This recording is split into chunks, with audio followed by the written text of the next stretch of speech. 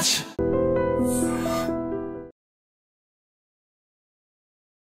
Industry నుంచి వెళ్ళిపోవడానికి reasons ఏమైనా ఉన్నాయా నీకు? జబర్దస్త్ నుంచి బయటికి రావడానికంటే ఒక సిచ్యువేషన్ కారణం అది. ఒక షెడ్యూల్ చేశారు, 2 స్కిట్లు చేశాను, అయిపోయింది. మరుసటి షెడ్యూల్కి వెళ్ళాను, ప్రాక్టీస్ చేయడానికి వెళ్ళాను. మహిదర్ నిన్ను తీస్తాం నీకు తెలీదా అన్నారు.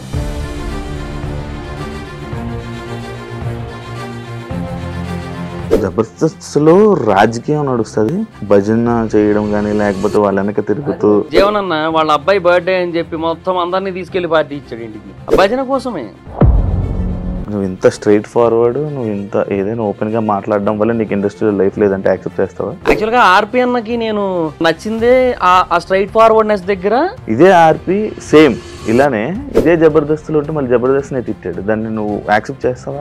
ఆయన మాట్లాడిన మాటలు అంటే 100% అయితే చెయ్యను. బట్ రాజ్ కుమార్ అన్న అని టాప్ మోస్ట్ రైటర్ జబర్దస్త్ మొత్తానికి ఆయనే నెంబర్ 1. అలాంటి పర్సన్ ఆ రోజు ఏమో ఇంకా సరే వర్క్ ఎక్కువ ఉంది కదా మళ్ళీ అన్ని ఎందుకు లేని తినేద్దాం అని చెప్పి వెళ్ళారు అక్కడికి. ఎగ్ అడిగితే ఎగ్ అయిపోయింది అన్నారు. సరే అయిపోయిందని చెప్పి ఏదో తింటూ ఉంటే మేనేజర్లు వచ్చి కూర్చున్నాక ఎగ్ బుర్జీ వెళ్ళింది, కళ్ళ ముందు నుంచి వెళ్ళింది. ప్రెసెంట్ నడుస్తున్న సీజన్ 9 గురించి ఏం చెప్తావు బ్రో? అగ్ని పరీక్ష జరిగింది. అగ్ని పరీక్ష అది లేదు బ్రో. జనాలందరూ కామనర్స్ అని సపోర్ట్ చేశారు. 9 మంది రిజెక్ట్ అయ్యారు, గుర్తుందా? వాళ్ళని కూడా బయటకు వెళ్తే గుర్తుపడతారుగా. ఇప్పుడు ఏంది వాళ్ళు కామనర్స్? ఇప్పుడు సెలబ్రిటీస్ పిచ్చోళ్ళేనా? ఈ సీజన్కి వెళ్ళిన వాళ్ళు పిచ్చోళ్ళే. సినిమా రివ్యూస్ ఇచ్చే వాళ్ళ మీద సినిమా వాళ్ళు ఎప్పుడు నెగిటివ్ గానే ఉంటారు. సో ఆల్రెడీ ఇంత ముందు ఒక 2-3 సినిమాల్లో ఏదైతే కాన్సెప్ట్ వచ్చిందో దాన్ని అడిదిప్పి ఇప్పుడు ఇంకో సినిమా కింద రిలీజ్ చేశారు అనుకో, దానికి మనం ఎందుకు ఫ్రెష్ గా డబ్బులు ఇవ్వాలి? సినిమా వాళ్ళు వాళ్ళంతా కష్టపడి ఒక సినిమా తీస్తారు, అందులో మ్యాటర్ ఏంటి అనేది చెప్పి ఒక రివ్యూ వెంటనే తీసి అదే మార్నింగ్ పెట్టేస్తే. నేనైతే స్టోరీ చెప్పను, స్టోరీ చెప్పే వాళ్ళు చాలా మంది ఉన్నారు. మరి దాని మీద అంటే ఒకసారి రివ్యూర్ గా నువ్వు సపోర్ట్ చేస్తున్నట్ట. యూట్యూబర్ నా అన్వేషణ మీద ఏంటి? నాకు మంచి ఫ్రెండ్ ఆయన. కొన్నిసార్లు పేరెంట్స్ మీదకి ఫ్యామిలీ మీదకి వెళ్తూ ఉండి మాట్లాడుతూ ఉంటాడు. ఈ ఫ్రెండ్ అని సపోర్ట్ చేస్తున్నావా? ఐస్లాండ్ వెళ్ళి అక్కడ వాటర్ ఫాల్స్ కొన్ని చూపించాడు ఆయన. అసలు ఎంత ఖర్చు అయినా పర్లేదు, జీవితంలో ఏదో ఒక టైంలో అక్కడికి వెళ్ళాలనే ఫీలింగ్ వచ్చింది నాకు. దానికి 4 లక్షల వ్యూస్ వచ్చింది. ఆయన ఒక యూట్యూబర్నో ఒక ఇన్ఫ్లుయెన్సర్నో తిడుతూ వీడియోలు చేస్తే 20-30 లక్షల వ్యూస్ వస్తాయి. ఇక్కడ ఎవరి తప్పు? ఇలా రివ్యూస్ ఇస్తావు, లేకపోతే కొన్ని ఇష్యూస్ మీద మాట్లాడతావు. అవును, తిట్లు పడ్డాయి ఎప్పుడైనా? అందరూ అంటున్న మాటలకు ఆపేయాలంటే మనం ఫస్ట్ ఆపేయాల్సింది మన ఊపిరి. హైదరాబాద్ వచ్చిన కొత్తల్లో పొద్దున్న తిండే మళ్ళీ రాత్రి తినేవాడిని. సో అలాంటి ఒక సిచ్యువేషన్ లో ఉన్నప్పుడు నాకు ఎవరైనా ఇప్పుడు నెగిటివ్ కామెంట్లు పెట్టేటోళ్ళు ఎవరైనా వచ్చి నాకు ఏమైనా పెట్టారు? హాయ్ హలో నమస్తే, నేను మీ anchor Shiva. Welcome to iDream media. ఈరోజు మన ముందున్న గెస్ట్ మహిదర్ వైబ్స్. ఆయనతో మాట్లాడి చాలా విషయాలు తెలుసుకోవాలని ఉంది. ఎప్పటి నుంచో మాట్లాడదాం, కాస్త డిస్కషన్ చేసుకుందామని ఎప్పటి నుంచో అనుకుంటున్నాం, కానీ ఇప్పుడు కుదిరింది. తనతో మాట్లాడి తన బిగ్ బాస్ జర్నీ, తన యూట్యూబ్ జర్నీ అండ్ తన పర్సనల్ లైఫ్ జర్నీ గురించి మనకు తెలియని తెలుసుకునే ప్రయత్నం అయితే చేద్దాం. హాయ్ బ్రో, ఎలా ఉన్నావు? హాయ్ బ్రో, బాగున్నాను. బాగున్నా. చాలా నాళ్ళు అయింది కలిసి చాలా నాళ్ళు అయిపోయింది. ఇంటర్వ్యూ చేద్దాం అవ్వట్లే, కుదరట్లే, ఏదో ఒక సిచ్యువేషన్ కదా. నేను వైజాగ్ వెళ్ళిపోవడం, మీరు అటు వచ్చిన నేను ఇక్కడ ఉండడం, ఎట్లా అయిపోయింది. ఎందుకు వైజాగ్ వెళ్ళిపోయావు? అంటే ఇంకా యూనో ఎలాగా ఇంకా షోస్ అవన్నీ ఇంక పక్కన పెట్టాను. సో ఇంకా మూవీ రివ్యూస్ అది ఎక్కడి నుంచైనా చేయొచ్చు. అండ్ రెండోది 1AM షోస్ ఇప్పుడు అక్కడే పడుతున్నాయి, అదొక అడ్వాంటేజ్ అయింది అనుకో షిఫ్ట్ అయిన తర్వాత. అదొకటి. తర్వాత నాకు బిజినెస్ ప్లాన్స్ ఉన్నాయి. సో కొంచెం మా హోమ్ టౌన్ లో స్టార్ట్ చేసుకుంటే బెటర్ కదా అని. స్టార్ట్ చేసావు కెఫే? దర్ఫీ అని ఒక కెఫే స్టార్ట్ చేశాను. బాగుందా? బాగా నడుస్తుంది. ఇండస్ట్రీ నుంచి వెళ్ళిపోవడానికి రీజన్స్ ఏమైనా ఉన్నాయా నీకు? అంటే ఇంకా బేసిక్ గా ఇండస్ట్రీ అంటే పర్టికులర్ గా జబర్దస్త్. నేను వేరే ఎలాగో మూవీ సైడ్ అలాగే ఏం ట్రై చేయలేదు కదా. సో జబర్దస్త్ అంటే నేను రావడమే జబర్దస్త్ అనుకుంటూ వచ్చాను హైదరాబాద్ కి. సో జబర్దస్త్ లో అనుకున్నంత వరకు క్లిక్ అయ్యాను, టీమ్ లీడర్ కూడా అయ్యాను, అన్ని అయిపోయి. బట్ అదే కొన్ని రీజన్స్, కొన్ని సిచ్యువేషన్స్ జరిగాయి అక్కడ. లేదంటే ముందునేమో అట్లీస్ట్ ఆర్టిస్ట్ గా జబర్దస్త్ లో కంటిన్యూ అవుతును. ఆ తర్వాత శ్రీదేవిలో గానీ లేదంటే వేరే షోస్, కొన్ని స్టాండప్ షోస్ వచ్చాయి మల్లెమాల నుంచి, వాటిల్లో అలా కంటిన్యూ అవుతును. బట్ కొన్ని సిచ్యువేషన్స్ కొన్ని జరిగాయి, వాటి వల్ల వెళ్ళిపోవాల్సి వచ్చింది. మహిదర్ అంటే ఒకానొక టైంలో జబర్దస్త్ మీద ఎలిగేషన్స్ చేసిన మహిదర్ ఉన్నాయి. కానీ అదే జబర్దస్త్ కంటెస్టెంట్లు వాళ్ళు ఎవరైతే ఉన్నారో ఆర్టిస్టులు వచ్చి మాకు అలాంటిది ఏం లేదే అని అంటున్నారు. అంటే ఇప్పుడు నీది నిజమా లేకపోతే వాళ్ళది నిజమా? అంటే ఏదైనా పర్సనల్ ఎక్స్పీరియన్స్ బేసిసే కదా. నేను ఎక్స్పీరియన్స్ పర్సనల్ హర్ట్ అయిన సిచ్యువేషన్ ఏంటి? ఏది ఏ విషయంలో? జబర్దస్త్ నుంచి బయటికి రావడం కానీ లేకపోతే లోపల జరుగుతున్న సిచ్యువేషన్స్ కానీ. అంటే జబర్దస్త్ నుంచి బయటికి రావడానికంటే ఒక సిచ్యువేషన్ కారణం అది. అదేంటంటే ఇక మా టీం తీసేశారు కరోనా తర్వాత. నన్ను జీవన్ టీమ్ లీడర్స్ గా పెట్టారు కదా. కరోనా తర్వాత మా టీం తీసేసి శంకర్ అన్నని తాగుబోతు రమేష్ అన్నని తీసుకొచ్చారు. వాళ్ళు ఏదో కొత్తగా ట్రై చేయాలనుకున్నారు, మేబీ రేటింగ్స్ బాగా వస్తాయేమో, ఓల్డ్ పీపుల్ నౌన్ పీపుల్ కదా అని తీసుకొచ్చారు. ఓకే, తర్వాత నన్ను చంటి అన్న టీంలో వేశారు. అయితే ఆర్టిస్ట్ గా కంటిన్యూ అవుతున్నాను, ఓకే. బట్ చంటి అన్న ఏంటంటే ఒక 2-3 స్కిట్లో బాగానే ఇచ్చారు, కానీ అందరు మొత్తం నేను 4 షెడ్యూల్లో 5 షెడ్యూల్లో చేశాను నేను. బట్ అది ఏమైపోయిందంటే ఒక కొన్ని క్యారెక్టర్స్ ఉంటాయి, అంటే అవి టీంలో ఇంపార్టెంట్ మెంబర్ అనుకున్న వాళ్ళకి ఇచ్చేది అయితే ఖచ్చితంగా కాదు. ఎందుకంటే జబర్దస్త్ కో ప్యాటర్న్ ఉంటుంది, దాన్ని బట్టి ఇస్తారు. జైలు కొట్టే క్యారెక్టర్ ఒకటి ఉంటుంది. సో దానికి ఒకరోజు నాకు ఇచ్చారు ఆ క్యారెక్టర్. సో అవి చేశాను నేను, ఆయన చెప్పారు, నేను చేశాను, అయిపోయింది. ఎందుకంటే నేను అన్న ఇలాంటివి నేను చెయ్యనన్నా అంటే యారగెంట్ ఫీల్ అవుతారు, అలా యారగెన్స్ గా మాట్లాడినట్టు ఫీల్ అవుతారు. అందుకని అలా ఏం చెప్పకుండా చేశాను, కానీ నాకు బాధ వేసింది. సో ఆల్రెడీ టీమ్ లీడర్ గా చేసా. సో వేరే టీంలో ఆర్పి అన్న టీంలో లీడ్ గా 120 స్కిట్ల దాకా చేసా.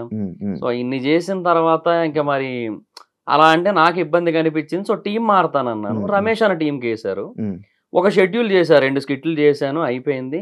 మరుసటి షెడ్యూల్కి వెళ్ళాను, ప్రాక్టీస్ చేయడానికి వెళ్ళాను.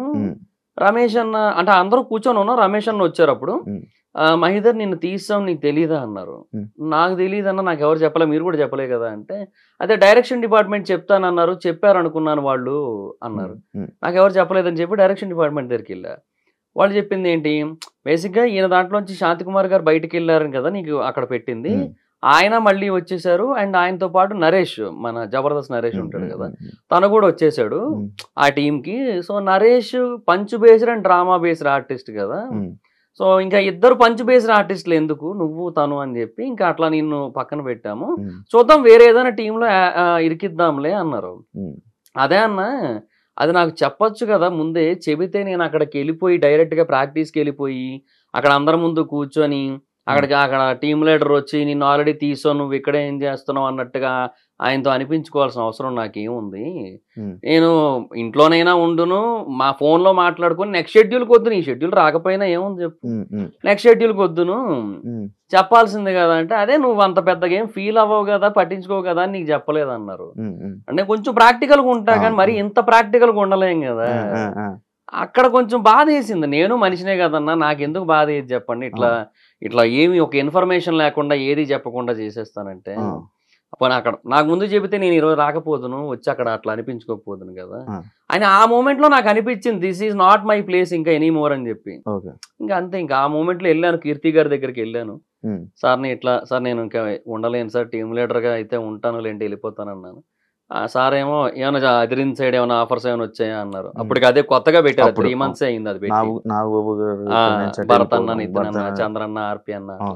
సో అడిగారు, లేదా అదేం లేదు సార్, నాకు ఇక్కడ ఇట్లా అయ్యింది, ఎదురైంది కొన్ని సిచ్యువేషన్స్, సో నేను ఉండలేను సార్, టీమ్ లీడర్గా అయితే ఉంటానంటే వెళ్ళిపోతాను అన్నాను. 3 days టైం ఇవ్వమన్నారు. ఆ తర్వాత 3 days తర్వాత లేదన్నారు. సరే అని వచ్చాను. ఏంటి ప్రాబ్లం, నీ కంటెంట్ ప్రాబ్లమా లేకపోతే? అంటే ఆల్రెడీ టీమ్ లీడర్స్ ఫిల్ అయిపోయి ఉన్నాయి స్లాట్స్. ఇంకా ఒకవేళ నాకు ఇవ్వాలి అంటే ఇంకొకరితో టైఅప్ చేయాలి, కొలాబ్ చేయాలి, ఇంకొకరు ఎవరొకరితో అలాగే చేయాలి, అదే ఆప్షన్ ఉంది. ఆ ఆప్షన్ ఏమైనా ఇస్తారేమో అనుకున్నాను. బట్ వాళ్ళు ఏంటంటే ఆ టైంకి ఇంకొక టీమ్ లీడర్ ని కొలాబ్ చేస్తే పేమెంట్స్ పెంచాలి కదా. సో మళ్ళీ ఇప్పుడు ఎందుకంటే ఇద్దరు టీమ్ లీడర్స్ ఉంటే ఒక పేమెంట్, ముగ్గురు ఉంటే ఒక పేమెంట్ ఇవ్వాలి కదా, మ్యాండేటరీ అది. సో అందుకని ఇంకా వాళ్ళు కూడా కొంచెం ఆ టైంలో అంత ఇంట్రెస్ట్ చూపించలేదు. సో అయిపోయింది. జబర్దస్త్ లో రాజకీయం నడుస్తుంది, లైక్ ఒక ఆర్టిస్ట్ ఇంకొకరితో లైక్ భజన చేయడం కానీ, లేకపోతే వాళ్ళ వెనక అది ఉంటదా? ఉంటది, పార్టీలు ఉంటాయి ఊరికే. ఇప్పుడు మేము టీమ్ లీడర్ అయ్యామా, మేము టీమ్ లీడర్ అయిన తర్వాత మా జీవనన్న, అంటే నేను జీవనన్న కలిసి కదా టీము, జీవనన్న వాళ్ళ అబ్బాయి బర్త్డే అని చెప్పి మొత్తం అందరినీ తీసుకెళ్లి పార్టీ ఇచ్చాడు, ఇంటికి తీసుకెళ్లి. పార్టీ అంటే తెలుసు కదా, కొంచెం మంచిగా అన్నీ ఉంటాయి, మటను, చికెను, బాటిల్ అన్నీ ఉంటాయి, అవి ఉన్నాయి. అది ఏందో అన్నెసెసరీ కదా, బట్ అది ఎందుకంటే మంచి కోసం అంతే, భజన కోసమే. తర్వాత మళ్ళీ భోజనాలు పెట్టించాం, అదేంటి అందరూ పెట్టిస్తారు, టీమ్ లీడర్ అయిన ప్రతి ఒక్కరు ఒక షూటింగ్ రోజు భోజనం పెట్టిస్తారు, నాన్ వెజ్. అది మేము పెట్టించాం, అది అందరికీ పెట్టించాం కాబట్టి అది భజన కిందకి రాదు, అది ఏదో ఫార్మాలిటీ అన్నట్టు ఉంటుంది, అది వేరు. బట్ ఇంక ఇట్లాంటివన్నీ ఉంటాయి. ఇది ఏదో మా జీవన దగ్గర నుంచి ఒకసారో 2 సార్లు జరిగింది. బట్ ఇంకా మిగతా వాళ్ళ దగ్గర నుంచి జరుగుతూనే ఉంటది మొత్తం. అప్పుడున్నంత ఇది మళ్ళీ ఇప్పుడు లేదు కదా, షో జబర్దస్త్ మొత్తం పడిపోయింది కదా. అంటే పాత వాళ్ళు అందరూ వెళ్ళిపోయారు కదా, అందరూ వెళ్ళిపోయారు బ్రో. ఇంక ఇప్పుడు ఏం చూస్తారు అంటే, ఇంకొకటి టైమింగ్స్ కూడా ఈ టైంకే నువ్వు చూడాలి అంటే ఆడియన్స్ కూడా రెడీగా లేరు. ఆడియన్స్కి ఏంటంటే ఇప్పుడు ఆ ఫ్లెక్సిబిలిటీ కావాలనిపిస్తుంది. సో సోషల్ మీడియాలో, ఓటీటీలో, యూట్యూబ్ లో అలా చూసుకోవడానికి ఇష్టపడుతున్నారు. అలా చూస్తే రేటింగ్లు రావుగా, అందుకే ఒక వీక్ లేట్ గా టెలికాస్ట్ చేస్తున్నారు యూట్యూబ్ లో చూసాను. బట్ అయినా ఇంకా యూజ్ ఉండట్లా.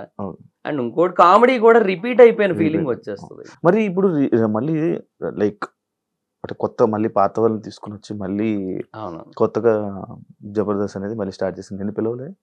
లేదు, రియూనియన్ పిలవలేదు, రియూనియన్ కూడా పిలవలేదు, దానికే పిలవలేదు, మళ్ళీ టీమ్ లీడర్ కి పిలుస్తారా? దాని మీద రివ్యూ కూడా చేసావు కదా, అలా ఉంటదా అని. నేను ఒక వీడియో చేసా. అది ఎందుకు చేశానంటే, నాకు రాఘవ్ గారు ఫోన్ చేశారు. ఫోన్ చేసి ఇట్లా మహేందర్ గారు బాగున్నారా అని జనరల్ గా అప్పుడప్పుడు ఫోన్ చేస్తుంటారు. ఆయన రాఘవ్ గారు మంచి ఆయన ఏదో పర్పస్ ఉంటేనో అని కాకుండా జనరల్ గా కూడా ఫోన్ చేస్తారు. చేశారు, ఇట్లాగా ఎలా ఉన్నారండి, ఏంటి బాగుందా మొత్తం అట్లా అని చెప్తున్నప్పుడు నేను అడిగా నార్మల్గా, ఏంటి సార్ ఇప్పుడు ప్రజెంట్ పరిస్థితి, ఏమైనా అప్డేట్స్ ఏంది, ఇప్పుడు అదే ఫ్లోనా లేంటే ఏమైనా మారుతుందా అంటే, లేదండి కొన్ని మార్పులు చేస్తున్నారు, శ్రీపాద గారు మళ్ళీ వస్తున్నారు, ఇట్లా కొన్ని చేస్తున్నారు, పాత వాళ్ళని మళ్ళీ తీస్తున్నారు, ఇట్లా ఉంది అని చెప్పారనమాట. ఫోన్లేండి అని చెప్పి నేను ఇంకా అదే టాపిక్ మీద ఒక వీడియో కూడా చేశాను నేను యాక్చువల్లీ. ఓకే, ఎప్పుడు వచ్చేసావు నువ్వు జబర్దస్త్కి? ఎందుకు వచ్చావు? నార్మల్గా యాక్టింగ్ ఫీల్డ్కి ఎందుకు వచ్చావు? అంటే జనరల్ గా నేను జాబ్ 2016 లో నేను ఫైజర్ అని ఒక ఫార్మా కంపెనీలో జాబ్ చేస్తూ ఉండేవాడిని. బాగానే చదివావు కదా? అంటే బానే అంటే డిప్లొమా వరకు చదివా, బట్ అప్పటి వరకు టాపరే, చదివినంత వరకు టాపరే, బాగానే చదివేవాడిని, మంచి మార్క్స్ ఉండేవి. బట్ మా ఫాదర్ నాకు డిప్లొమా సెకండ్ ఇయర్ లో ఎక్స్పైర్ అయిపోయారు. అది 3.5 years కోర్స్, అది శాండ్విచ్ కోర్స్ అంటారు. శాండ్విచ్, నాన్ శాండ్విచ్ అని ఉంటాయి అనమాట. Non sandwich 3 years, sandwich 3.5 years ఉంటాయి డిప్లొమాలో. సో అది ఎందుకు అన్నారో మాకు అర్థం కాదు. తర్వాత ఎవడో జోక్ గా చెప్పుకుంది ఏంటంటే, ఈ 3.5 years వాళ్ళకి ఇంకో 6 months వేస్ట్ అయిపోతాయి కదా, ఆ 6 months శాండ్విచ్ అయిపోద్ది వాళ్ళకి, కాబట్టి అలా శాండ్విచ్ కోర్సులు అంటారని చెప్పి అట్లా జోకులు వేసుకునే వాళ్ళం. అయితే మెటలర్జీ అది, డిప్లొమా ఇన్ మెటలర్జీ. సో చాలా టఫ్ అండ్ థియరిటికల్ సబ్జెక్ట్ అది. దాంట్లో కూడా చాలా బాగా చదివేవాడిని, అంతా బాగుండేది. బట్ మా ఫాదర్ ఎప్పుడైతే ఎక్స్పైర్ అయిపోయారో, మా మదర్ నన్ను 2.5 ఏళ్ళు చదివించడానికి చాలా ఇబ్బంది పడ్డారు. సో ఇంకా ఆ తర్వాత అంతకంటే అంటే కష్టం కదా. సో దాని బేసిస్ మీద నేను జాబ్ కొట్టాను. మా క్లాస్ నుంచి 7-8 మంది వెళ్ళాం, నాకు ఒక్కడికే జాబ్ వచ్చింది మా బ్రాంచ్ నుంచి. సో హ్యాపీ జాబ్ చేసుకుంటున్నా. బట్ అక్కడ నాకు ఒక ప్రాబ్లం ఉంది, నేను స్ట్రైట్ ఫార్వర్డ్ పర్సన్. నేను నాకు ఎప్పుడైనా కొన్ని విషయాల్లో రాంగ్ జరుగుతుంది, ఎస్పెషల్లీ అది నాకు ఎఫెక్ట్ అవుతుంది అంటే నేను మాట్లాడతా. నాకు అది జరిగింది అక్కడ. ఏబిసి జనరల్ జి 4 షిఫ్ట్లు ఉంటాయి అక్కడ. మాది సి పడింది అనుకో, వర్క్ బిలో జరగాలనుకో, అక్కడ జరగదు వర్క్. ఆ షిఫ్ట్ ఇన్ఛార్జ్ అందరికంటే సీనియర్, మా షిఫ్ట్ ఇన్ఛార్జ్ అందరికంటే జూనియర్. ఆయన ఏం చేసేవాడు, ఏదో మెషిన్ లో రిపేర్ వచ్చిందనో, లేదంటే టైంకి ప్రొడక్ట్ రాలేదనో ఏదో ఒకటి చెప్పి వర్క్ మొత్తాన్ని కూడా డిలే చేసి మా షిఫ్ట్కి వేసేవాడు. మా షిఫ్ట్ ఇన్ఛార్జ్ ఏమో సరే మనం అలాగే చేద్దామంటే, లేదు మనం చేసేయాలి అనేవాడు. ఎందుకు, వాడికి ఫర్దర్గా వచ్చే బెనిఫిట్ల కోసం. వాడి దాంట్లో ఎక్కువ వర్క్ అయ్యిందంటే ఆబ్వియస్లీ వాడికి పేరు కదా, సో దానికోసం అని చెప్పి చేయించేవాడు. ఇలా ఒక 4 సార్లు జరిగింది. నాకు చిరాకేసింది చెప్తుంటేనేమో, మహిదర్ हम छोटी लोग है ना उसके सामने, so we have to adjust అనేవాడు ప్రతిసారి కూడా. అంటే హిందీ, ఆయన తెలుగు రాదు. ఇట్లా చెప్తా ఉండేవాడు. ఇంకా నాకు చిరాకేసి మేనేజర్కి వెళ్ళి వీళ్ళందరి మీద కంప్లైంట్ ఇచ్చాను. అందరూ నాకే అగెనిస్ట్ అయిపోయారు, మేనేజర్తో సహా నన్నే తిట్టారు. వీళ్ళందరి మీద, మేనేజర్ మీద కూడా కలిపి సీనియర్ జనరల్ మేనేజర్ కంప్లైంట్ ఇచ్చాను. ఇట్లా మిస్టేక్ అక్కడ జరుగుతుంటే నన్ను బ్లేమ్ చేస్తున్నారు, మళ్ళీ అడితిరిగి దాన్ని అసలు సాల్వ్ చేయడం మానేసి అనేసి. అతను నన్నే తిట్టాడు. అంటే ఇంకా నన్నే ఏమంటారు, సీరియస్ అయ్యాడు నా మీదే మొత్తం అంతా. వీళ్ళందరి మీద హెచ్ఆర్ డిపార్ట్మెంట్ కంప్లైంట్ చేశాను. ఇంకా ఆయన ఒకటే అన్నాడు, హెచ్ఆర్ ఇంత జరిగిందని ఆయన తెలిసిన తర్వాత, నువ్వు ఇట్లా కంప్లైంట్లు చేసుకుంటూ పోతే ఎక్కడికి వెళ్తావు చెప్పు, ఏం ఉండదు, నీ మాట ఎవరింటారు అబ్బా, నా మాటే సరిగ్గా వినరు, కొంచెం ఏదో వాళ్ళకి నచ్చింది వాళ్ళు చేస్తారు. ఏమనంటే we know the department of production 100% more than something ఏదో చెప్తారు. సో అలాంటప్పుడు మనం వాళ్ళకి ఏమంటాము, నువ్వు చెప్పింది వినేస్తే ఇంకేమి, నువ్వే అడ్జస్ట్ అవ్వాలి, నువ్వు ట్రైనీ జూనియర్ ఎగ్జిక్యూటివ్, నువ్వు నీ పొజిషన్ కి నువ్వు ఎక్స్పెక్ట్ చేసే కమాండింగ్ ఏమైనా సంబంధం ఉందా అంటే ఇంకా నేను ఇంకేం చేయాలో అర్థం కాక ఆయన ఒకటే అన్నాడు, ఉంటే ఉండు లేదా మానేసే అబ్బా అది ఈ నోటీస్ పీరియడ్ లో గట్రా కూడా ఏమొద్దు, డైరెక్ట్ గా ఒక మెయిల్ పెట్టేసి వెళ్ళిపో, మానేయాలనుకుంటే ఏ రోజైనా నేను చూసుకుంటాలే అన్నాడు ఆయన. నీకు అంటే లైక్ నువ్వు ఇంత స్ట్రైట్ ఫార్వర్డ్, నువ్వు ఇంత ఏదైనా ఓపెన్ గా మాట్లాడడం వల్ల నీకు ఇండస్ట్రియల్ లైఫ్ లేదంటే యాక్సెప్ట్ చేస్తావా? అది కూడా ఉంది, బట్ దాని వల్ల కూడా కొంతవరకు మేబీ నాకు కొంచెం ఏమంటారు ఆ సపోర్ట్, ఆ రీచ్ అనేది వచ్చింది. యాక్చువల్గా ఆర్పి అన్నకి నేను నచ్చిందే ఆ స్ట్రైట్ ఫార్వర్డ్నెస్ దగ్గర, అండ్ రెండోది నా మెమరీ పవర్ దగ్గర. బేసిక్ గా స్కిట్ లో జబర్దస్త్ లో ఏంటంటే వాళ్ళ డైలాగులు మటుకే వాళ్ళు గుర్తుపెట్టుకుంటారు. నేను అలా కాదు, స్కిట్ మొత్తం గుర్తుపెట్టుకుంటాను. గుర్తుపెట్టుకొని అందరితో నేను ప్రాక్టీస్ చేయిస్తాను. స్టేజ్ మీద ఒకళ్ళు ఎవరైనా మర్చిపోతే అందరికీ నేనే అందిస్తా. సో అదొక్కటి ఆర్పి నాకు బాగా నచ్చింది, అందుకు తీసుకున్నారు అట్లా. సో ఓకే, ఆ స్ట్రైట్ ఫార్వర్డ్నెస్ నాకు దెబ్బ కొట్టిందిలే కొన్నిసార్లు, అది ఒప్పుకుంటా. నేను బోల్డ్ దొబ్బులు పడ్డాయి నాకు దాని వల్ల, కానీ ఇంకా తప్పదు. ఆర్పి గురించి మాట్లాడుతున్నావు కాబట్టి, ఇదే ఆర్పి సేమ్ ఇలానే ఇదే జబర్దస్తులు ఉంటే మళ్ళీ జబర్దస్త్ నే తిట్టాడు, దాన్ని నువ్వు యాక్సెప్ట్ చేస్తావా ఆయన మాట్లాడిన మాటలకి? అంటే 100% అయితే చెయ్యను, బట్ కొన్ని కంప్లైంట్స్ అయితే వాస్తవమే. ఇప్పుడు అక్కడ ఎలా ఉంటదంటే రైటర్లకి ఆర్టిస్టులకి ఇంపార్టెన్స్ ఇవ్వకుండా మేనేజర్లకి ఫుడ్ విషయంలో ఇంపార్టెన్స్ ఇవ్వడం అనేది జరిగింది. ఒకరోజు రాజ్ కుమార్ అన్న అని టాప్ మోస్ట్ రైటర్ జబర్దస్త్ మొత్తానికి ఆయనే నెంబర్ 1. అలాంటి పర్సన్ ఆయన ఎప్పుడో కానీ ఇక్కడ తిండబ్బా ప్రొడక్షన్ లో, ఆయన బాక్స్ తెప్పించుకుంటాడు, లేదంటే ఆయన ఆర్డర్ పెట్టుకుని తింటాడు ఆయన. అలాంటి పర్సన్ ఆ రోజు ఏమో ఇంకా సరే వర్క్ ఎక్కువ ఉంది కదా మళ్ళీ అన్ని ఎందుకు లేని తినేద్దాం అని చెప్పి వెళ్ళారు అక్కడికి. ఎగ్ అడిగితే ఎగ్ అయిపోయింది అన్నారు. సరే అయిపోయిందని చెప్పి ఏదో తింటూ ఉంటే మేనేజర్లు వచ్చి కూర్చున్నాక ఎగ్ బుర్జీ వెళ్ళింది, కళ్ళ ముందు నుంచి వెళ్ళింది. వెళ్తా ఉంటే ఇందాక అయిపోయింది అన్నావు కదా, ఇప్పుడు ఎక్కడి నుంచి వచ్చింది అంటే ఇది మేనేజర్ల కోసం సెపరేట్గా ఉంచింది అని. పెద్ద గొడవ అయింది, చాలా పెద్ద ఇష్యూ అయింది. నెక్స్ట్ డే ఏం చేశారు చెప్పనా, ఓవరాల్గా ఎగ్ తీసేశారు. ఇప్పుడు ఏం చేయాలి, యాక్చువల్గా అందరికీ ఎగ్ పెట్టాలి, అది కదా చేయాల్సింది. ఎగ్ మొత్తం తీసేశారు. ఇంకా మిగతా జోకులు వేసుకున్నాం, ఫోన్లే రైస్ కోసం గొడవ లేదు, రైస్ కోసం తీసేసిన మొత్తం అని చెప్పి ఇంకా అట్లా అయిపోయింది అక్కడ పరిస్థితి. ఉన్నది బ్రో, కొన్ని ఉన్నాయి అక్కడ. అంటే నేనేమంటానంటే అక్కడ పర్సనల్ ఇంట్రెస్ట్లు ఉంటాయి, ఒకరికి కొంతమంది అంటే ఫేవరిజం ఉంటది, దాన్ని బట్టి చూపిస్తుంటారు. అది అసిస్టెంట్ డైరెక్టర్లకి కావచ్చు, డైరెక్టర్స్ లో కావచ్చు, ఉండొచ్చు ఏమో. బట్ 100% అని నేను చెప్పను. నాకు 1-2 చోట్ల ఎఫెక్ట్ అవుతుంటది, నా కళ్ళ ముందు తెలుస్తుంటది నాకు ఇట్లా జరిగి ఉండొచ్చు అని చెప్పి. నాకు ఎఫెక్ట్ అయ్యింది, నేను అర్థం చేసుకోగలను, నాకు ఆ మాత్రం తెలివి లేదా, తెలుస్తుంది కదా ఏ రీజన్స్ వల్ల అనేసి. వాళ్ళు ఏదో కవర్ చేసుకుంటారు స్కిట్ కోసం, స్కిట్ బాగా రావడం కోసం, అది ఇదని అంటారు. బట్ అది ఓవరాల్ గా ఏ కారణం చేత అలా జరుగుతుందో మనకు అర్థం అవుతుంది కదా, జరిగాయి అట్లా అంతే. జాబ్ వదిలేసి ఇండస్ట్రీకి వెళ్ళావు, ఏం నేర్చుకున్నావు నువ్వు? అక్కడ అవ్వలేదు, ఇప్పుడు ఇక్కడ జాబు లేదు నీకు, ఇక్కడ జబర్దస్త్ లో నీకు కావాల్సిన ఫీల్డ్ లేదు. అంటే ఇనీషియల్ గా నేను అనుకున్నదైతే నేను అచీవ్ చేయగలిగాను అట్లీస్ట్. సో ఆది అన్న స్కిట్లు చూశాను స్టార్టింగ్ లో, నాకు నేను అలా రాయగలను అనిపించింది, అదే కాన్ఫిడెన్స్ తో వెళ్ళాను. ఒక 5 స్కిట్లు రాసుకొని, ప్రొడక్షన్ రెడ్ అన్న అని ఒక ఆయన ఉంటారు, ఆయన నన్ను సరే నువ్వు ఈ రోజు కాదు షూటింగ్ 18న ఉంది, ఆ రోజు రా తమ్ముడు జూలై 18 అని చెప్పి ఆ రోజు పిలిపించి వెంకయ్యన్నకు పరిచయం చేశాడు. వెళ్ళాను, వెంకయ్యన్న దగ్గర రైటర్ గా ఒక 7 షెడ్యూల్ చేశా. తర్వాత ప్రకాష్ అన్న టీంలో ఆర్టిస్ట్ గా ఒక 7 షెడ్యూల్ చేశా. అభి అన్న టీంకి వెళ్ళా, అటు నుంచి అవినాష్ అండ్ కార్తీక్ అన్న టీంకి వచ్చా, ప్రసాద్ అండ్ నరేష్ టీంకి వచ్చా, లాస్ట్ అండ్ ఫైనల్ గా ఆర్పి అన్న టీంకి వచ్చాను. సో చాలా మంచి పేరు వచ్చింది. ఇప్పటికీ బయటకు వెళ్తే గుర్తుపడతారు, జబర్దస్త్ కదా అండి మీరు, జబర్దస్త్ లో చేశారు కదా అని చెప్పి.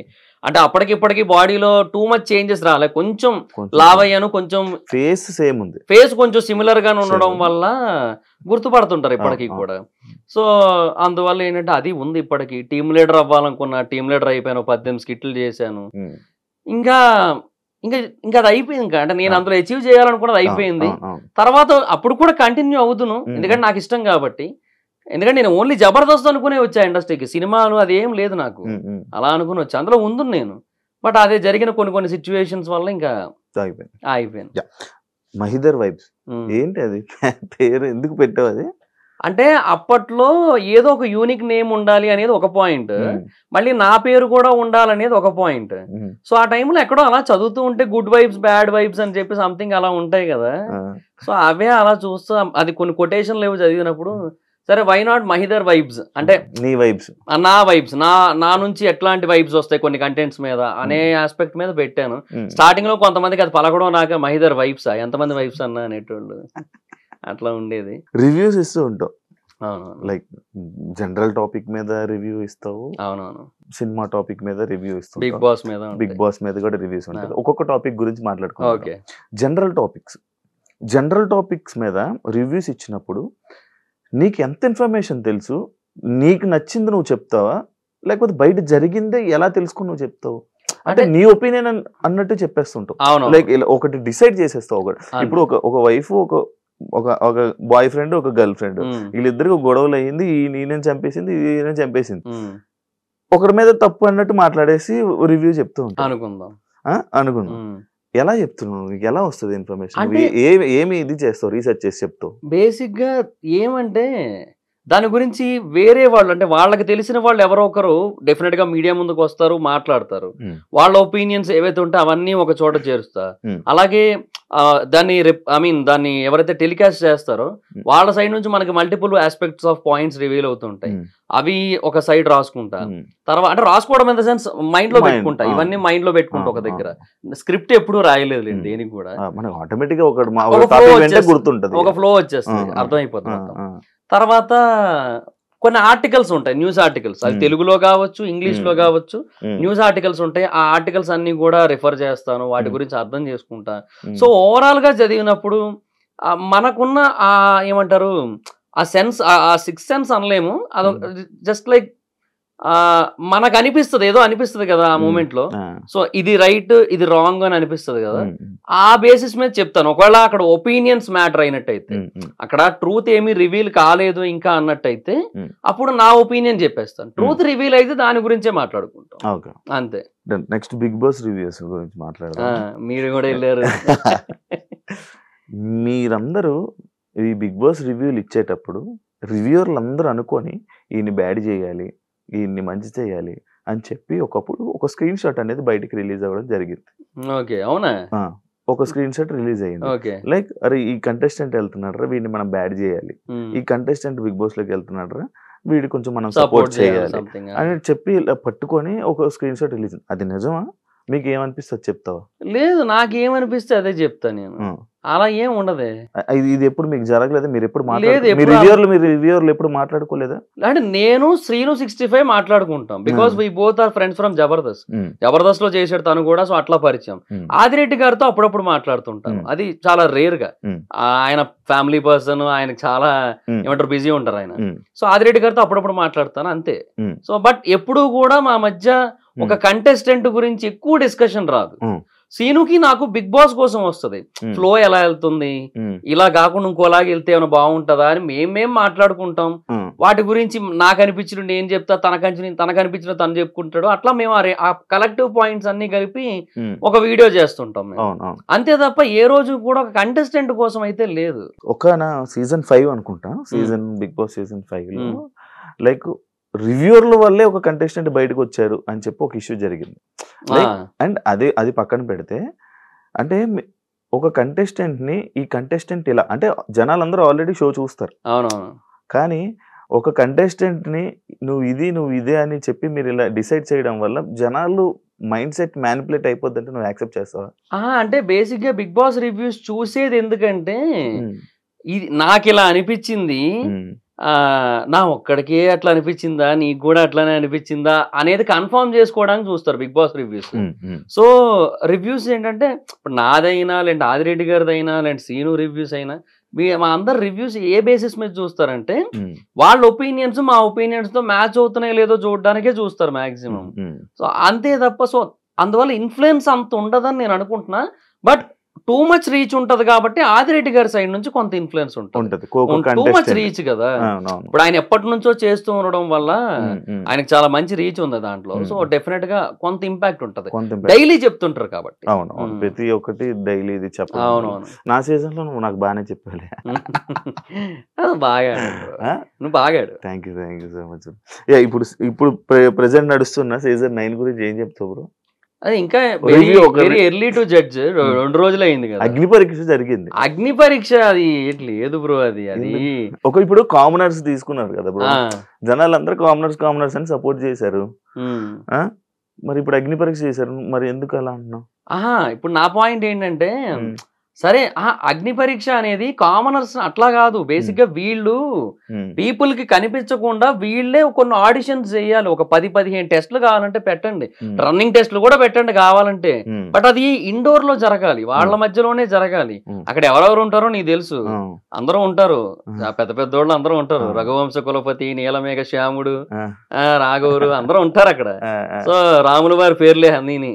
సో వాళ్ళంతా ఉంటారు అక్కడ. సో వాళ్ళందరూ ఏవైతే పెట్టారో ఇది 4 గోళ్ల మధ్య జరిగి ఆ జ్యూరీ మెంబర్స్ కింద మేబీ వాళ్లే ఉన్నా పర్లేదు, ఇప్పుడు ఈ అభిజిత్, బిందు మాధవి, నవదీప్ వీళ్ళని పెట్టినా పర్లేదు, కానీ అది అక్కడ జరిగి వాళ్ళని డైరెక్ట్ గా సెలెక్ట్ చేసి పంపిస్తే బెటర్. అలా కాకుండా వాళ్ళకి ఇవన్నీ పెట్టి ఇవన్నీ చేసి వాళ్ళకి ఆల్రెడీ ఒక ఆడియన్ బేస్ ని, ఒక ఇంప్రెషన్ ని, ఒక ఫ్యాన్ బేస్ ని క్రియేట్ చేసేసి మళ్ళీ లోపల పంపిన తర్వాత వీళ్ళు కామనర్స్ అని చెప్తే ఇంకేంది అది? వీళ్ళు ఎట్లా కామనర్స్ అవుతారు? ఇప్పుడు జనరల్ గా ఒకటి మాట్లాడుకుందాం. ఇప్పుడు బిగ్ బాస్ కి వెళ్ళడానికి ముందు నీ ఇంటర్వ్యూస్ చాలా మంది చూశారు, ఒక మినిమం యావరేజ్ 10 లక్షల మంది చూసారు అనుకుందాం. 10 లక్షల మంది బిగ్ బాస్ ఆడియన్స్ అయితే కాదు కదా, 1,00,000 మంది బిగ్ బాస్ ఆడియన్స్ ఉన్నారు అనుకుందాం. అలా అయినా సరే ఓకే, నీకు బిగ్ బాస్ పరంగా కొంత ఫాలోయింగ్ ఉన్నట్టే. బట్ ఇప్పుడు అగ్ని పరీక్ష షోకి వెళ్ళారు ఒకరు, ఆ అగ్ని పరీక్ష షోకి ప్రోమోలు ఏవైతే ఉన్నాయో అవన్నీ కూడా మినిమం టు మినిమం ఒక 10-15 లక్షల వ్యూస్ వస్తున్నాయి. అవన్నీ బిగ్ బాస్ ఆడియన్స్ వ్యూసే, ఒక్కటి కూడా అవుట్ సైడ్ ఆడియన్స్ కాదు, కంప్లీట్ గా pure Bigg Boss audience views. లేదంటే మెయిన్ షో కాకుండా ఇది కూడా చూస్తారు బిగ్ బాస్ ఫ్యాన్స్ కాకపోతే వాళ్ళు కాబట్టే చూసారు. సో 10 లక్షల మంది బిగ్ బాస్ ఆడియన్స్ కి మార్కెట్ ఉన్నోడు సెలబ్రిటీ అవుతారా? ఒక 10 లక్షల మంది జనరల్ ఆడియన్స్ ఉండి 1,00,000 మంది బిగ్ బాస్ ఆడియన్స్ ఉన్నోళ్ళు సెలబ్రిటీ అవుతారా? వీళ్ళే అవుతారు ఆబ్వియస్లీ. వీళ్ళే ఎక్కువ మంది తెలిసారు, వీళ్ళకే ఓట్లు ఎక్కువ పడతాయి. సో అప్పుడు ఆ సెలబ్రిటీ వర్సెస్ కామనర్ అనే కాన్సెప్టే ఇల్లాజికల్ అయిపోయింది. అట్లా అయిపోయిన తర్వాత మళ్ళీ ఇంక అక్కడ తీసుకెళ్లి వీళ్ళు కామనర్స్, వీళ్ళు సెలబ్రిటీస్, మీరు అవుట్ హౌస్ లో ఉండండి, మీరు లోపల ఉండండి, మీరు ఓనర్స్, మీరు టెనెంట్స్, మీరు రెంట్ కట్టకుండా ఉంటున్న టెనెంట్స్, ఎందుకు ఇవన్నీ? కానీ లోపలికి వెళ్ళాక సెలబ్రిటీలే నాగార్జున గారి ముందు నిలబడ్డ మూమెంట్ నుంచి కూడా కాదు, అగ్ని పరీక్షలోకి ఎంటర్ అయినప్పటి నుంచే వాళ్ళు సెలబ్రిటీస్. అండ్ ఇప్పుడు ఫర్ ఎగ్జాంపుల్ వాళ్ళ 6 లోపలికి వెళ్ళారు, వాళ్ళ 6 సంగతి తీసేసి 9 మంది రిజెక్ట్ అయ్యారు, గుర్తుందా? వాళ్ళని కూడా బయటకు వెళ్తే గుర్తుపడతారుగా. ఇప్పుడు ఏంది వాళ్ళు కామనర్స్? ఇప్పుడు ప్రసన్న అన్న ఉన్నాడు, ఆయన ఇన్స్పిరేషనల్ జర్నీ ఉంది, ఆయన బయటికి పోతే గుర్తుపడతారు. ఆయన ఇప్పుడు కామన్ మ్యాన్ కాదు కదా, అట్లా ఎట్లా అవుతుంది? అంటే ఇప్పుడు సెలబ్రిటీస్ పిచ్చోళ్ళేనా? ఈ సీజన్కి వెళ్ళినోడు పిచ్చోళ్ళే. కానీ మారిపోతుంది కదా, ఇప్పుడు మారితే ఫైన్, మారితే ఓకే. ఎందుకంటే వీళ్ళ యాటిట్యూడ్ లెవెల్స్ మారిపోయి అది పీపుల్ కి అర్థమయ్యి ఓవరాల్ గా జస్టిఫికేషన్ జరిగితే ఓకే. అందరూ ఒకలాగే ఉంటే ఇబ్బంది ఏం లేదు బ్రో.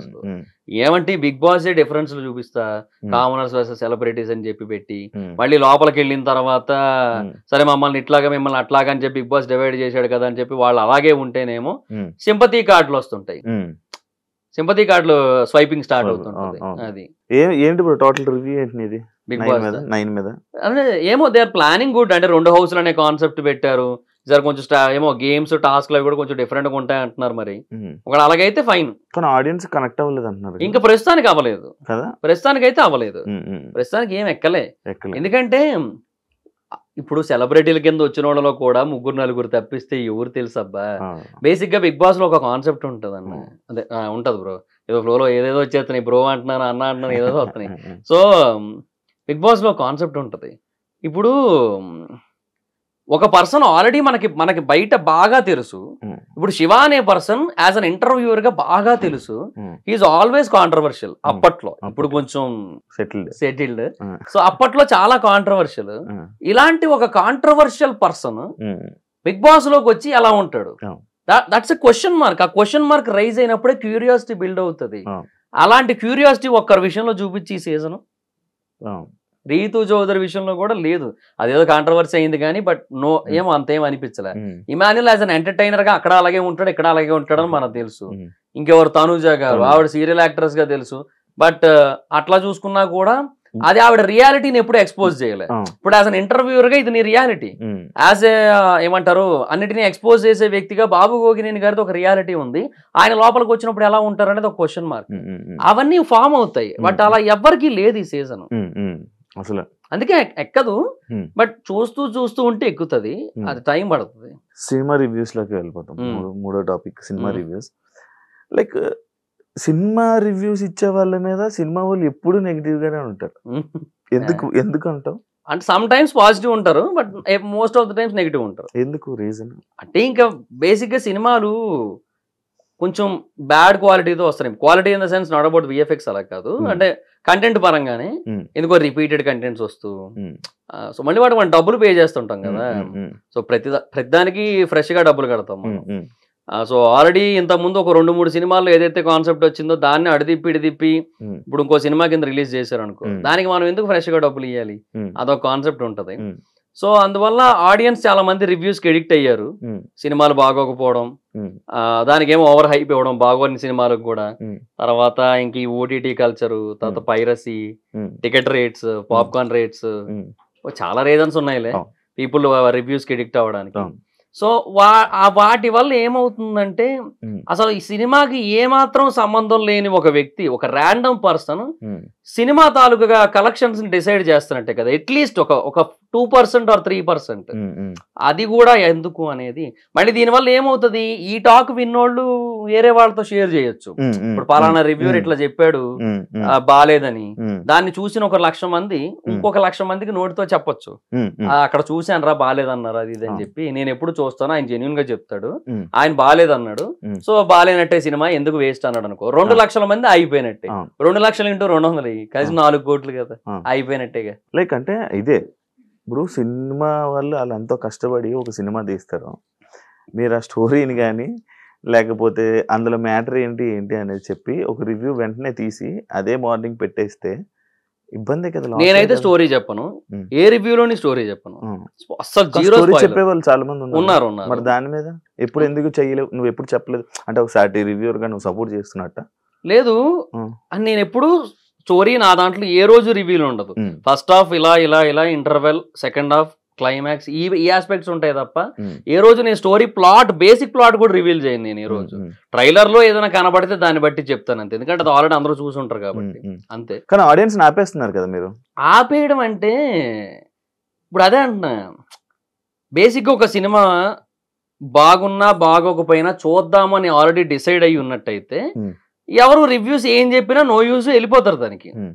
ఒక సినిమా బాగుంది అని టాక్ వస్తే వెళ్దాము, లేదంటే లేదు, ఇప్పటి వరకు రిలీజ్ అయిన టీజర్ ట్రైలర్ చూస్తుంటే అంతంత మాత్రంగానే ఉంది అని అనిపించినట్టయితే అప్పుడు రివ్యూస్ కోసం వెయిట్ చేస్తారు. అప్పుడు రివ్యూస్ ఇంపాక్ట్ ఎక్కువ ఉంటది.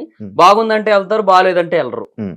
కొన్ని సినిమాలు ఉంటాయి అసలు ఎంత మంచి టాక్ వచ్చినా కూడా వెళ్ళొద్దని డిసైడ్ అవుతారు, అదంతే. ఇంకా ఇప్పుడు ఫర్ ఎగ్జాంపుల్ కొన్ని సినిమాలకి ఇప్పుడు జనరల్ గా ఇప్పుడు రివ్యూస్ లో ఒక 2 lakh వ్యూస్ 3 lakh వ్యూస్ వచ్చిన కొన్ని సినిమాలకి బాగుంది అని టాక్ వచ్చినప్పుడు కలెక్షన్స్ ఒక 50 కోట్లు దాటి ఉండొచ్చు. కొన్ని సినిమాలకి బాగుంది అని టాక్ వచ్చినప్పటికీ అంతే వ్యూస్ వచ్చినప్పటికీ కూడా రివ్యూస్ లో కలెక్షన్స్ 5 కోట్లే ఉండొచ్చు, అంతే ఉంటది. ఇప్పుడు ఫర్ ఎగ్జాంపుల్ చాలా సినిమాలు ఉంటాయి. పృథ్వీరాజ్ సుకుమారన్ గారిది ఆడు జీవితం సినిమా వచ్చింది, దానికి మంచి టాకే వచ్చింది మన దగ్గర. అంటే కొంచెం లాగ్ అయిందనే ఫీల్ వచ్చినప్పటికీ కూడా ఆ కాన్సెప్ట్ ని చాలా ఎప్రిషియేట్ చేశారు, ఆయన డెడికేషన్ ఎప్రిషియేట్ చేశారు. బట్ మన దగ్గర ఏం రాలేదు, దానికి కలెక్షన్స్ ఏమంతా లేవు. అట్లా కొన్నిటికి వస్తాయి, కొన్నిటికి రావు. కొత్త లోకాలకు వచ్చాయి, ఆడు జీవితం రాలేదు. ఎందుకు రాలేదంటే ఏమో చెప్పలేము. దానికి దీనికి సిమిలర్ టాకే వచ్చింది దగ్గరగా. ఎంత సంపాదించావు యూట్యూబ్ ఛానల్ నుంచి? ఒకటి అని కాదు, అన్ని కలిపి 2019 నుంచి చేస్తున్నా. సో అప్పటి నుంచి ఇప్పటి వరకు ప్రమోషన్స్ అన్ని కలిపి మోర్ దెన్ 1 ఉంటది. మోర్ దెన్ 1 year యూట్యూబ్ నుంచి. అంటే జబర్దస్త్ నుంచి ఏం రాలేదు పెద్ద. ఎంత ఇచ్చేవాళ్ళు అప్పుడు? అందరూ 1000 రూపాయలే. ఆర్పి అన్న నాకు ఫస్ట్ 70 స్కిట్లకి 1000 రూపాయలు ఇచ్చారు, తర్వాత ఒక 50 స్కిట్లు 60 స్కిట్లకి 2000 ఇచ్చారు. 70 స్కిట్లు 1000? ఎప్పుడు 2019 అంటే అంతే. 19 అంటే 18 నుంచి ఆర్పి అన్న దగ్గర 18 నుంచి చేశాను నేను. 18 కూడా కాదు, 17 ఎండింగ్ లోనే ఎప్పుడో చేశాను నేను ఆర్పి అన్న దగ్గర. అప్పటి నుంచి చేస్తున్నా అన్న దగ్గర. సో అప్పటి నుంచి అనమాట. యూట్యూబర్ నా అన్వేషణ మీద ఏంటి బ్రో? నాకు మంచి ఫ్రెండ్ ఆయన ప్రస్తుతానికి. అంటే చాలా మందికి బూతులు తిడుతున్నారు, వల్గారిటీ ఉంటుందా? ఫుల్ ఉంటది. కొన్ని సార్లు పేరెంట్స్ మీదకి ఫ్యామిలీ మీదకి వెళ్తూ మాట్లాడుతూ ఉంటాడు. ఫ్రెండ్ అని సపోర్ట్ చేస్తున్నావా? లేదు, సపోర్ట్ ఏం లేదు. నేను దాన్ని ఏమంటారు, అది కరెక్ట్ కాదని చెప్తాను. But end of the day audience encouragement ఉంది దానికి. ఆయన ఐస్లాండ్ వెళ్ళి అక్కడ వాటర్ ఫాల్స్ కొన్ని చూపించాడు ఆయన. వరల్డ్స్ బెస్ట్ వాటర్ ఫాల్ అనిపించింది నాకు అక్కడ. ఆయన క్యాంపింగ్ వేసుకొని వ్యాన్ తో అది డ్రోన్ షాట్లు చూపించాడు. అసలు ఎంత ఖర్చు అయినా పర్లేదు, జీవితంలో ఏదో ఒక టైంలో అక్కడికి వెళ్ళాలనే ఫీలింగ్ వచ్చింది నాకు. అంత బాగుంటది అది. దానికి 4 లక్షల వ్యూస్ వచ్చినాయి. ఆయన ఒక యూట్యూబర్నో ఒక ఇన్ఫ్లుయెన్సర్నో తిడుతూ వీడియోలు చేస్తే 20-30 లక్షల వ్యూస్ వస్తాయి. ఇక్కడ ఎవరి తప్పు? చూడకూడదు అట్లాంటివి. నేను అదే అంటున్నా. ఇప్పుడు ఇట్లాంటి వాటిని ఎంకరేజ్ చేస్తున్నారు. 18+ డైలాగుల్ని, 18+ కంటెంట్ ని, వాటిని ఎంకరేజ్ చేస్తున్నారు. అటు బూతులు మాట్లాడుతున్నా కూడా త్యాగరాజ కీర్తనలు లేదంటే శ్రీశ్రీ మహాప్రస్థానం అన్నట్టు వింటున్నారు వాటన్నిటిని కూడా. మరి ఇంకా అయ్యే చెప్తారు వాళ్ళు. శ్రీశ్రీ మహాప్రస్థానం ఎందుకు చెప్తారు? ఇయ్యే ఎక్కువ వింటున్నప్పుడు అంతే ఉంటది. రివ్యూస్ అవును బిగ్ బాస్ ఇస్తున్నా హైదరాబాద్ వైబ్స్ లోనే. ఓన్లీ బిగ్ బాస్ రివ్యూస్ మీద ఎంత సంపాదిస్తామా? ఒక అంటే పెర్ సీజన్ ఒకవేళ బాగా ఎక్కువ వీడియోలు చేస్తే మంత్ కి ఒక 2 lakhs అబౌవ్ వస్తుంది. 2 lakhs అంటే నాకు ఇంకా అంత రీచ్ లేదు కదా. నేను ఎక్కువ వెళ్తుంది కదా బానే. అంటే ఒక 3 lakhs వరకు కూడా వచ్చు. 2 lakhs to 3 lakhs మధ్యలో ఉంటది. 3 వరకు టచ్ అవ్వచ్చు. ఒక సీజన్ మొత్తానికి 15 వరకు వెళ్ళొచ్చేమో ఒకవేళ బాగా క్లిక్ అయితే. అక్టోబర్ నవంబర్ మంత్ లో మనకి ఆర్పిఎం ఎక్కువ ఉంటది కదా, అప్పుడు మేబీ క్లిక్ అయితే ఎక్కువ రావచ్చు. 3 నెలలకు 15 లక్షలు, 4 నెలల కంటే 3 నెలలు 15 రోజులు కలిపి అట్లా ఏమైనా రావచ్చు. బట్ నేనేమంటే నాకు already Mahidhar vibes, trending topics, facts and mysteries, ఇప్పుడు బిజినెస్ పెట్టా కొత్తగా, ఇవన్నీ ఉండడం వల్ల అన్ని చేయలేను, తక్కువే వస్తుంది. ఇప్పుడు తగ్గించాను. కంటెంట్ డౌన్ కూడా అయింది ఈ మధ్య. కంటెంట్ కూడా ఎక్కువ పెట్టలేకపోతున్నా. అది హైదరాబాద్ వచ్చా ఇప్పుడు ఇక్కడ కుదరట్లేదు చేద్దామంటే. ఎంత అయింది బిజినెస్ పెట్టడానికి? అరౌండ్ ఒక అంటే 60 దాకా అయింది. 60 lakhs. పెళ్లి అయింది కదా రీసెంట్, కట్నమా? అదేట్లేదు. ఏంటి పెళ్లి లవ్ మ్యారేజా? లవ్ మ్యారేజా? ఎప్పటి నుంచి లవ్? అంటే 2024 జనవరి 1st నుంచి. ఎక్కడ ఎలాగా అంటే చెప్తావు ఒకసారి. అంటే తను ఆంధ్ర యూనివర్సిటీలో ఎంఎస్సీ చేస్తుంటారు. వైజాగే అంటే తన రాజమండ్రి, ఎంఎస్సీ కోసం ఆంధ్ర యూనివర్సిటీ. సో అట్లా నా సబ్స్క్రైబర్ కొంచెం అలా ఇన్స్టాలో మెసేజ్ చేసి, అయ్యో నా ఎన్ని సబ్స్క్రైబర్లు మెసేజ్ చేశారో చూడు రిప్లై ఇవ్వలేం బ్రో, భయం. మళ్ళీ నువ్వే రివ్యూ ఇస్తావు శివరాజు రిప్లై ఇచ్చాడు అని చెప్పి. ఎందుకు బ్రో నాకు సరిపోయింది. లేదు పెళ్లి చేసుకుంటే ఎవరేమనరు కదా, అది కూడా కరెక్ట్. సారీ చెప్పు, అది కూడా కరెక్ట్. సో ఆ తర్వాత ఇంకా అట్లాగా ఇంకా కాసేపు ఒక 2-3 times నార్మల్ గా మెసేజ్ చేసుకుని, ఆ తర్వాత అట్లా మాట్లాడుకుని కొంచెం తర్వాత ఒక రోజు అట్లా బీచ్ రోడ్ లో కలిసి అలా ఫ్రెండ్షిప్ అనేది బిల్డ్ అయింది. అట్లా లవ్ అయిపోయి లవ్ మ్యారేజ్ చేసుకున్నా. అట్లా అరేంజ్ మ్యారేజ్ అనుకున్నా నేను. నువ్వు మ్యారేజ్ అయిపోయి నేను వైజాగ్ వెళ్ళిపోయాను బ్రో అంటే. మ్యారేజ్ ముందే వెళ్ళిపోయాను నేను. 2023 ఫెబ్లోనే వెళ్ళిపోయాను. ఫెబ్లో వెళ్ళిపోయావు.